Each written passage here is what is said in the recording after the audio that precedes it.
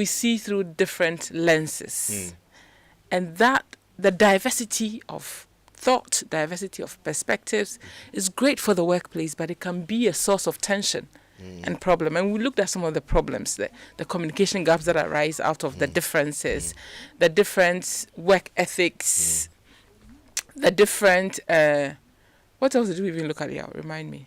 We talked about the fact that people see things from their own perspective. Yeah. And so, for example, I remember there was a statement we made and we said that people see the world the way they are. Yeah. Not the way it is. Yes, So absolutely. I see you the way I want to see you, not necessarily the way you are. Yeah. And so orientation perspective becomes key in that conversation. Yeah. But let's go into today's conversation. Yes, if yes. you will. So today we are looking at how then do we resolve this issue? Because now we are having 5 generations working alongside each other in the workforce. So this time, this conversation is more critical than it ever has been. And we looked at the fact that this is a leadership imperative, because if we left it unattended to, it slips into the bottom line. Somebody said to me, say, Yaw, so you started from 1965 and all of that. So those of us who were born before that, what I say, you are ancestors. But that's just by the way. I like that classification. I like that. And yes, so today we are looking at what can we do. And so back to the point of, let's say our 55-year-old is telling Kwekumenu, or Kwekumenu is asking for remote work. The 55-year-old interprets it as being lazy. Right. Through the lens that he's seeing. So the question is it an age problem? What really is happening there?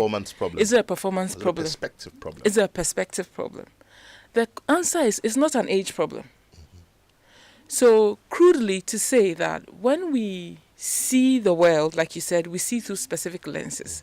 Now when it comes to issues like that, we respond as well through particular lenses. Accordingly. Yes. So the brain, simply put, is divided into 2, the right and the left. The left, right. And so the left side is responsible to the flight and flee response. So things happen quickly and you respond, you see fire and you fear to alert you. Yes. Now the right side, which is the sage, the wiser, the wisdom, the calmer self, is what we struggle with. So sadly, when issues like that come up, Kwekumenu is asking for flexible work. Mr. Ansa is perceiving that as being lazy. The response that generates is that of stress. So he responds from a stressed place. And so the stress, although that negative, the left side of the brain that is responsible for our negative emotions, is what is termed as the saboteurs. The left side of the brain. So immediately Mr. Ansa hears that the default is to respond from his left side of the brain. And there are different saboteurs, but the universal one is the judge. Okay. Have you ever judged someone? I guess I have. You judge yourself. A lot of times. You judge circumstances. Indeed. So we all do. Yeah. In fact, I think that one of the setbacks of being a problem solver, as I consider myself to be, is that before the situation finishes being told, I've decided which box to put it to somebody. Say, I'm not telling you so that you give me an answer. I want you to just listen. I said, I don't know how to just listen without giving you a solution, but I've had to learn that. So you're right. That's exactly it. You see, so all I'm trying to say to listeners this afternoon is that if we can be able to develop our mental fitness, i.e., develop our ability to respond from the right side of our brain, tap into the wisdom, the true self, we are halfway into solving this problem.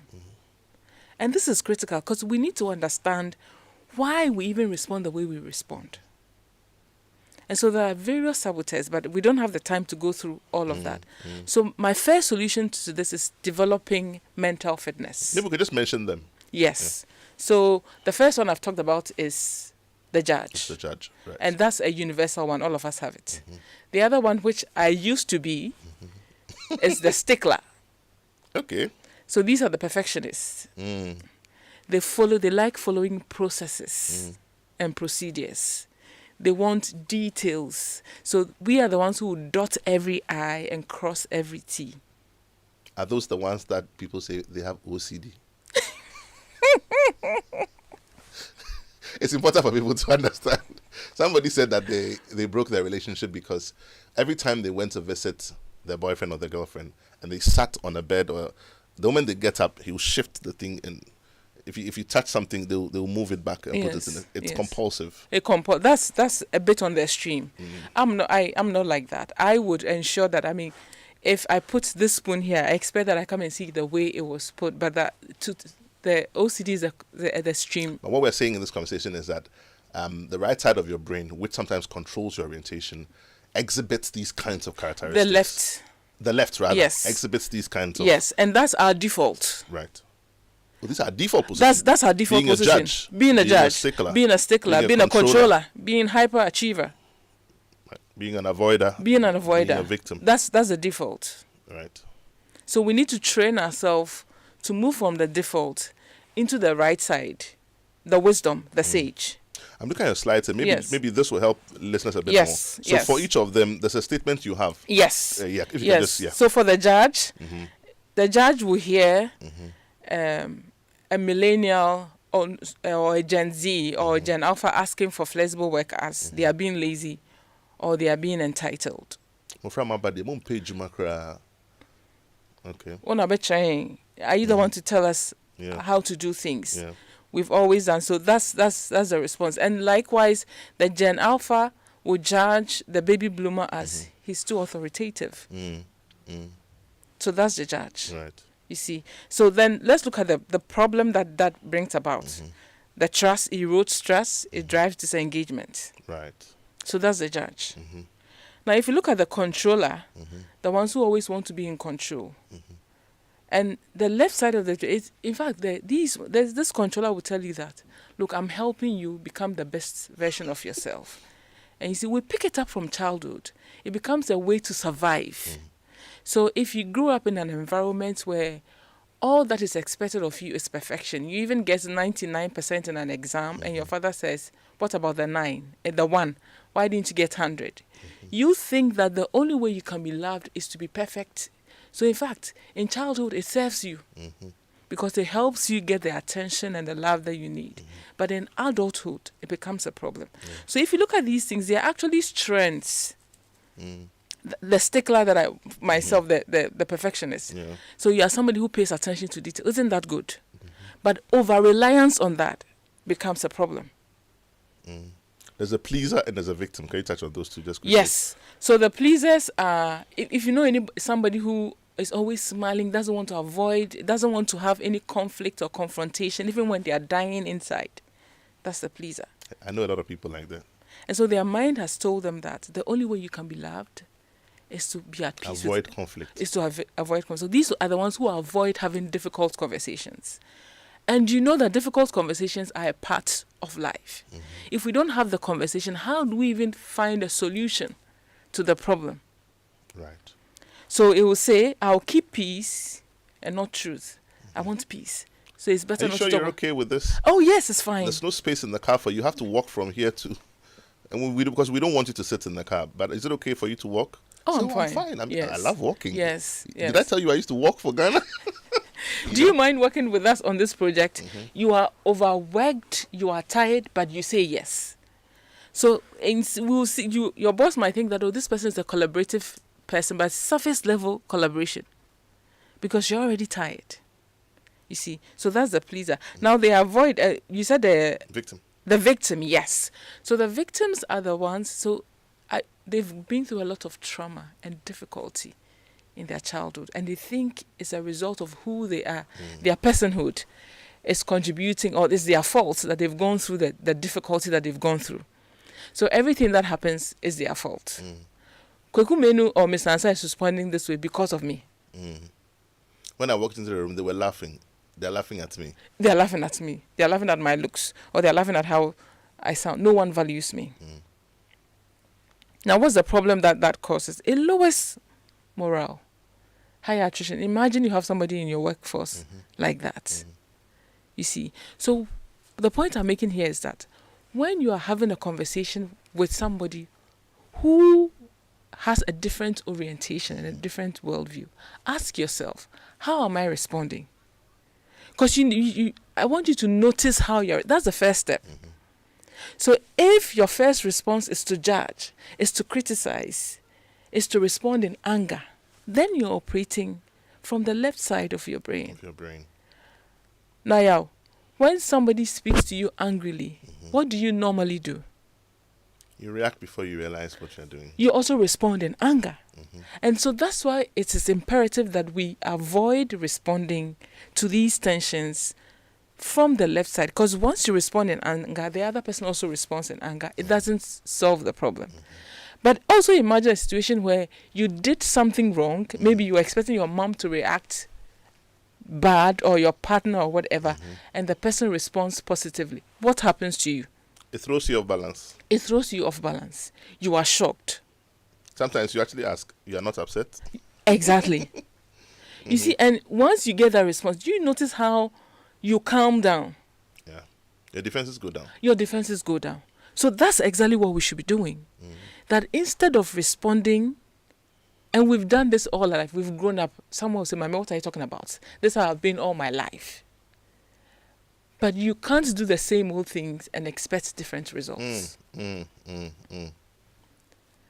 right. You can't do the same old things and expect different results. So I want us to be questioning all the time. When you're having that conversation, when something triggers you, how are you responding? What's your response? Are you responding from your flight and mood, your flight and flee, or from your sage and calm mind? And can we do it? Yes, all of us can do it. So let's look at what are the benefits of actually responding from our sage. You know, and there are 5 sage powers. So the first one is empathize. Empathy.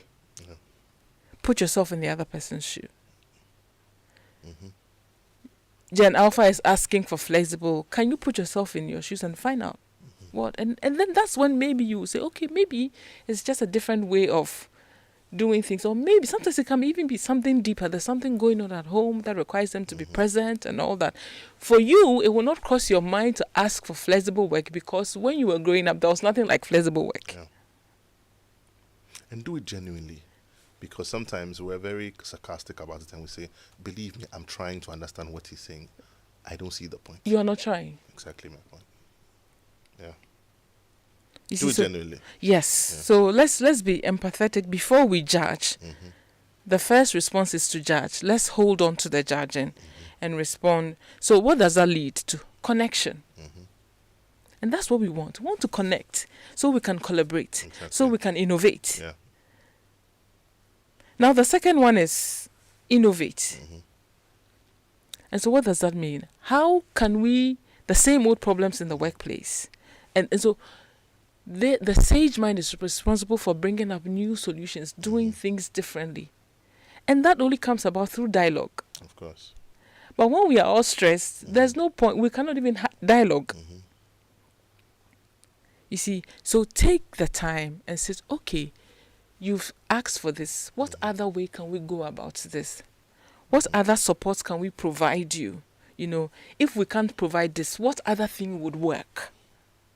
And I remember back in the day, my manager would say, and initially I thought that they were patronizing me, but over time I found that they were helping me to deal with some of my compulsive behavior. They would say, okay, Yaw, I see that you feel very strongly, and this was back in the UK, you feel very strongly about why this should be done differently. How would you like us to look at it? And then at that point, you are so angry, you are stammering, you're thinking, well, I mean. And the well, you're not even giving an answer. So willful, though. Exactly. And that doesn't solve any. But so it lets you step back for a minute. Because the question is, how would you like us to do it differently? Yes. And so I would even say, before you even go into that conversation, be clear about how you want things to be done differently. Because we like to complain, but we don't have a solution. So you hear something like, so how would you like us to do it differently? Well, I don't know, but they shouldn't talk to me like that. Of course, we have made that point. But how, if they shouldn't talk to you like that, how should they talk to you? And it helps. It helps a lot, because we can't get into your mind. Yeah. Nobody can read your mind. And this is something all of us can do, whether you're a baby bloomer, Because more often than not, when we are having this conversation, it tends to be as if it's only the elder generations who need to accommodate the younger ones. Vice versa. But it's a collaborative effort. You see, now the other one is explore. Can you get a little bit curious? What is really happening? Why are you asking for this? Why are you responding to this? You know, because there are always underlying factors to someone's response to a particular situation. So get curious, not defensive. And when you are curious, you are learning. Because all of us, no matter which side of the divide you belong to, there's a lot of unlearning we need to do. Alvin Toffler. So the only way we can do that is to explore and get curious. Now, the navigate power is one that I love a lot, that all of us can. I think if all of us do that, we'll live the world in a much better place. And it simply says that at the end of your life, looking back, what would you want to be remembered for, Yaw, as a leader, as an employee? Do you want to be remembered as someone who gets angry at the least provocation? Someone who always wants your way and is not ready to respond? So let that guide your response to situations. You know, that question is always a good one. What should you want to be remembered for? I'm going to be as vague as possible. There is a gentleman in this city of Accra who was very, very successful at their job, to the zenith of their career. They rose to the highest. Very powerful. What they are remembered for in the last place they worked is that if you meet them on a corridor in a lift, you don't get in the same lift with them. Every time you say, do you remember Dr. Maame Nikabs? Hey, Sam Amino, offer a lift, I will be improved. But exactly, see, is that what you want to be remembered? Is that what you want to be remembered for? Yeah. So let that guide you. But like I said, sadly, that's not our default. So we need to make the effort. Take the step back and say, maybe you might need a little bit of time. Okay, yeah, I've heard you. Can you give me a minute or two to think about it? Then you can bring yourself into your sage. And that's a response of wisdom to say, I need a minute. So finally is the activate, which is all about taking action. More often than not, we see a lot of things in the workplace, we don't take any action. Someone has given you their feedback. What have you done about it? There's an action point that needs to be done. Now, the beauty of taking action is that it builds trust. Because once I have complained about something, I've asked about something, you said, okay, maybe I might not have the answer. Let me go and ask. And you actually go and ask. And you call back and say, I went to ask, and this is it. I'm sorry I don't have the answer right now, but we will take 1, 2, 3, 4 steps, and then we'll come back to you. If you find any better way to do it, please let me know. Yeah. That's trust there. Yeah. And the person will come back again. Because these things will keep, once we are human beings, these things will keep coming up. So the first step is to understand how to respond when these issues come up.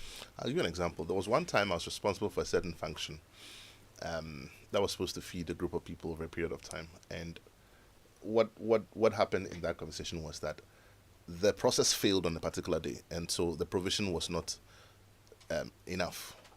And I got a direct call. You know, this is a desperate call that comes all the way up the ladder to you and say, your guy's cocked up. I'm here, I'm hungry, I'm an expecting mother. I said, I'm sincerely sorry for what has happened. This is what I will do. Please come up to my office and I will do X, Y, Z. I took certain steps and I said, I will make sure this does not happen again. The next day, I wrote it in my diary, picked up the phone. I said, good morning, Mommy. How are you doing today? It's 12 o'clock. Please make your way to the place. When the person finished, I called 2 hours later. I said, how was lunch today? I said, it was fine. I said, how are mother and baby doing? I wasn't patronizing because I understand that I'm not dealing with the one person who I'm speaking to, but everyone else who will bother to listen to their story if you don't treat them well. And that's the thing about people. When you deal with people, you must understand you're not dealing with an individual. I'll just leave it there. Yeah. Because we are human beings at the core of everything. Yeah. How do you want to be treated? Treat the other person like that. Okay. So this whole saboteur sage mindset, clearly you need to be able to understand it in order to be able to be a better person at work. If you just tuned in, this is Masterclass here on your Superstation Joy 99.7. We'll take a quick break. When we come back, we get interactive. Your favorite on-air business development program, Joy Business Masterclass, is in session, and you can interact with us on Facebook via the Joy 99.7 FM or Joy Business pages. If you tweet, the handle is at Joy 997 FM or at Joy Business GH. Don't forget to hashtag JB Masterclass. You can also call us on 0302 216541 or send your questions and contributions through to the WhatsApp number 0551 111997, and our facilitators will address your concerns. Attention everyone, class is in progress. Welcome back. If you've just tuned in, this is Masterclass. We're interactive right now. Numbers to call 0302 216 541. That's 0302 216 541. You can also send us your comments on 055 1111997. If you're driving, please do not text while you drive. We definitely want you to arrive alive. But otherwise, send us those comments or questions on 055 1111997. What is that experience you're having in your office right now with a person you think does not understand you? What are the dynamics at play? Let's share those experiences. We can all become better for it. Like I always say, life is too short for all of us to make the same mistakes. So let's learn from each other. Pick up that phone. Give us a call. 0302 216 541. Just also remind us that Masterclass today is brought to us by Goyle. Goyle, good energy, Goyle. Yedara, yedia. If you have any motor vehicle of any kind, then Goyle has some great news for you. Good energy brings you Goyle Super XP, the ideal choice for most vehicles. It is flowing Wawa at many Goyle stations in the country. Just go fuel up your vehicle and enjoy the smooth ride with all the benefits. Goyle Super XP is quality and gives you the correct choice when buying regular fuel. Goyle Super XP is fortified with a special additive that gives longevity to your engine and makes your engine perform to the max using minimal fuel, and it's also suitable for most vehicles. Goyle, good energy, Goyle. Yanara, yeah, we're interactive right now. Numbers to call 0302 216 541. That's 0302 216 541. Or send us your comments or questions on 055 1111997. Mami, let's continue that conversation. I mean, while we're waiting for the phone lines to ring, and then once the calls come through, we'll pick them up. Yes. So cheers. I just want to add that the saboteurs and sage perspective that I just shared is something that was developed by Shazad Shemin at Harvard. And there's a lot of research to show that leaders who operate from the sage perspective or organizations who embrace this and actually work on becoming mentally fit, productivity goes high above the roof. So this is something that has been proved and tested. Now let's get into something that I like talking about a lot, and understanding influence. So if you look at all these, the key to bridging this gap and turning the tension into teamwork is to be able to influence both ways, both upwards and downwards. So you might ask, what is influence? Just the ability to get someone to see things from your perspective. Influence, or you have the ability to inform or shape someone's behavior or an outcome. Right. Simply put, influence. So John Maxwell classifies the 5 levels of leadership or influence. And it's important that we understand it, because we all have some influence in some form or shape. We all have constituency. So the first level of influence is your position. So by virtue of your title, you are the CEO, you are the director of this. The damaging director of. So people will follow you because of your title. The problem there is that the Gen Zs and the Gen Alphas, they don't follow the title. So do you know who I am? It doesn't work with them. So I don't agree with what you're saying. I don't care who you are. Now the other one is permission. One that we build when we've come into close proximity and build some relationship. So we've moved beyond our position and actually have some relationship. So people will follow you because they want to. So that's why we move people from doing something in the workplace, not because they have to, but because they want to. Right. They've come to that understanding.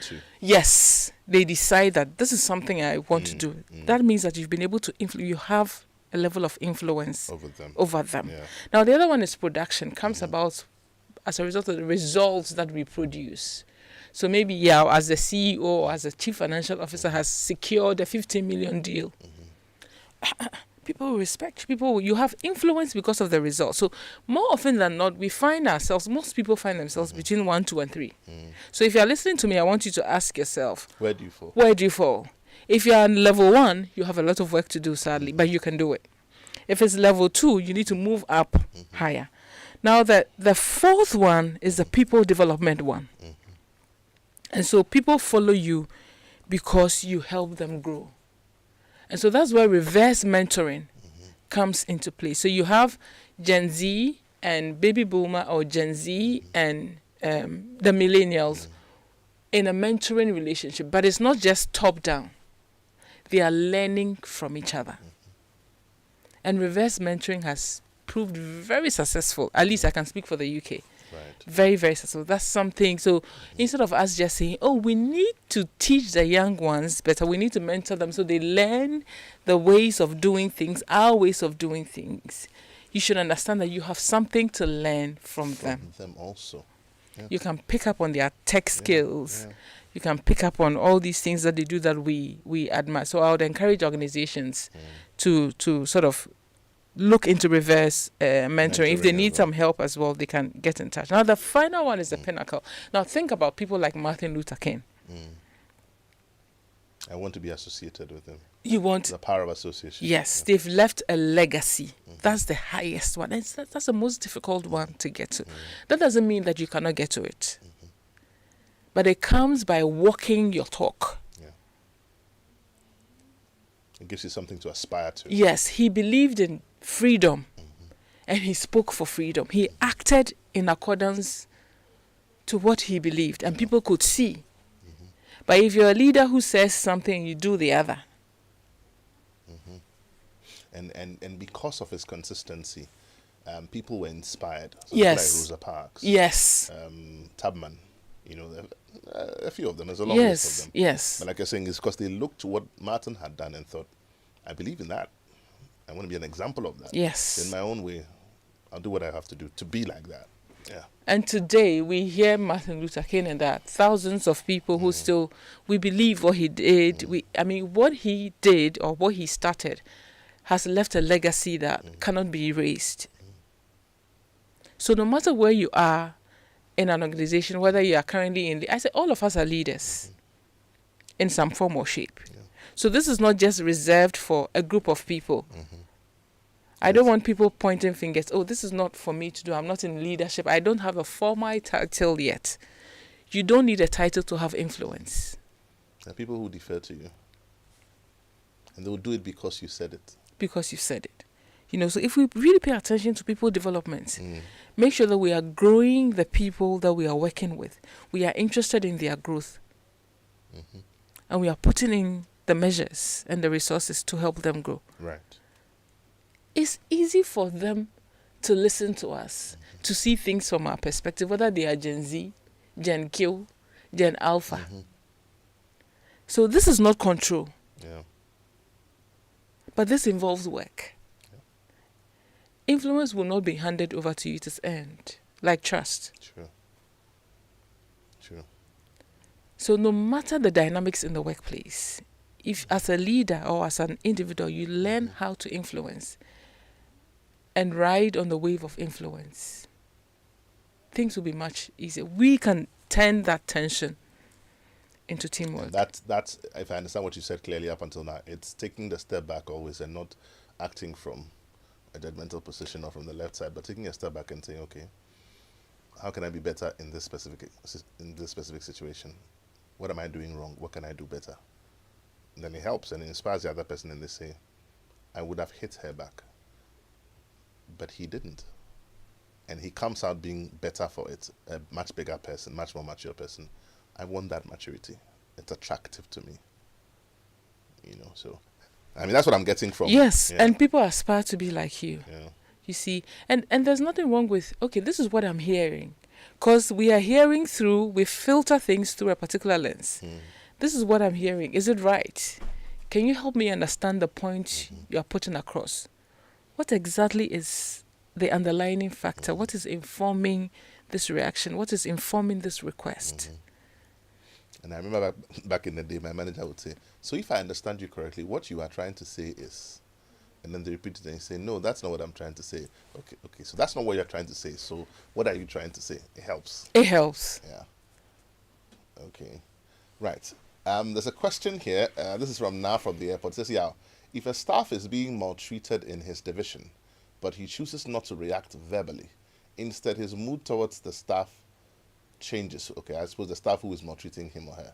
Subsequently, the head completes his performance appraisal and remarks that he has a bad attitude. How do you analyze?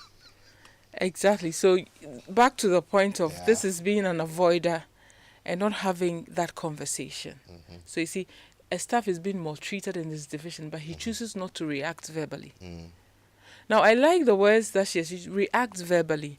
So if you're choosing not to say anything, the fact that you're saying something doesn't mean that you should shout or you should be abusive. This is a difficult conversation that is being avoided. And that's how come it will seep into how you perform. It will show. It will come It out. will come out. You can't hide it. So you are being appraised as having a bad attitude. Meanwhile, you just wanted to keep the peace. So have that conversation. How do we have that conversation? No, be clear. See, that's why I love the story of the daughters of Zelophehad. And people can speak up if they want to. They were clear. Be clear.